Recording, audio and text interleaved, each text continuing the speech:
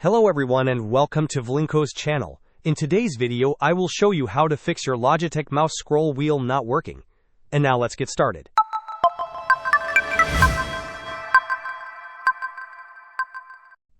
If you are experiencing an issue where your Logitech mouse scroll wheel is not functioning correctly, there are a couple of troubleshooting steps you can take. First, let's adjust the mouse settings within Windows. Search for mouse settings in your Windows search bar and open the application. Look for the option that says lines to scroll at a time.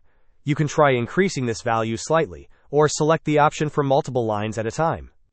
Sometimes this simple adjustment can resolve the scrolling problem. If adjusting the mouse settings does not fix the issue, the next step is to update your mouse drivers. To do this, search for Device Manager in your Windows search bar and open it. In the Device Manager window, expand the section labeled Mice and Other Pointing Devices. You will likely see multiple entries for your mouse or pointing devices. For each of these entries, right-click on the device and select the option to update driver. Follow the on-screen prompts to allow Windows to search for and install the latest driver. Hope this was helpful. Don't forget to like and subscribe if you enjoyed. As always, thanks for watching, and I will see you in the next video.